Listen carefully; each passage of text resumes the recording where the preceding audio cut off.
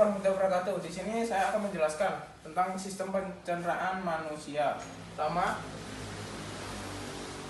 gambaran umum sistem pencernaan.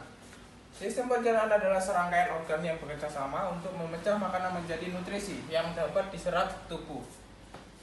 Digesti merupakan masuknya makanan ke mulut. Digesti merupakan pemecahan makanan secara mekanik dan kimiawi, sedangkan absorpsinya merupakan penyerapan nutrisi. Sedangkan untuk selanjutnya adalah tahap eliminasi. Jadi eliminasi merupakan pembuangan sisa makanan. Selanjutnya, untuk pertama, sistem pencernaan itu dimulai dari mulut, yaitu sebagai gerbang masuk makanan. Disinilah proses pencernaan dimulai. Makanan mengalami dua proses. Satu, melalui mekanik, yaitu makanan dikunyah dan dihancurkan oleh gigi. Kedua, secara kimiawi, di mana kimiawi ini makanan yang bercampur dengan air liur atau saliva yang mengandung enzim amilase untuk memecah karbohidrat. Selanjutnya ke kerongkongan. Di kerongkongan ini ada namanya gerakan peristatik, di mana gerakan tersebut adalah saluran penghubung antara mulut dan lambung. Tidak ada proses pencernaan, di sini hanya penyaluran. Jadi hanya penyaluran saja. Sedangkan untuk otot kerongkongan melakukan gerakan melunas dalam dorong yang disebut gerakan peristaltik, memastikan makanan masuk ke lambung.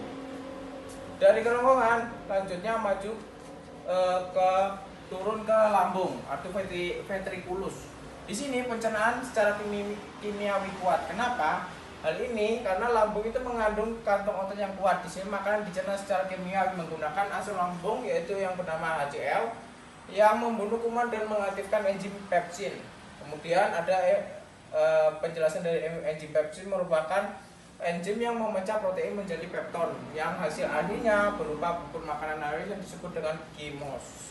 Dari lambung kemudian lanjut ke organ bantu pencernaan. Di sini ada, selain menggunakan lambung, ada organ bantu pencernaan. Yang pertama hati atau liver, terus kantung empedu sama pankreas. Di mana fungsi dari hati itu menghasilkan cairan empedu untuk berfungsi untuk emulsi atau memecah lemak agar mudah dicerna. Sedangkan kantong empedu itu berfungsi untuk tempat penyimpanan sementara cairan empedu sebelum disalurkan ke usus halus. Selanjutnya pankreas.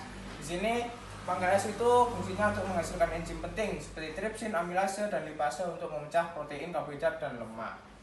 Lanjut, dari lambung dan organ bantu yang lainnya, selanjutnya sistem pencernaan lanjut ke usus halus, di mana usus halus ini merupakan saluran terpanjang sekitaran 6-8 meter dan terdiri dari 3 bagian, dari usus 12 jari, usus kosong, dan usus penyerapan.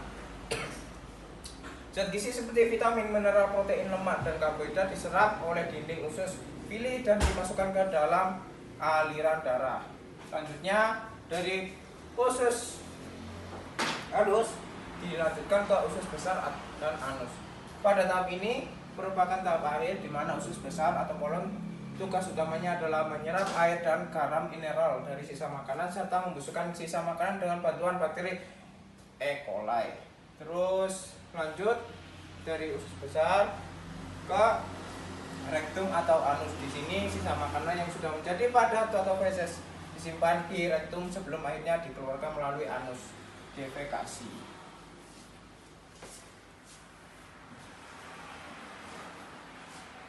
Sekian dari saya untuk presentasi tentang pengamatan sistem pencernaan manusia untuk praktikum IPA di SD.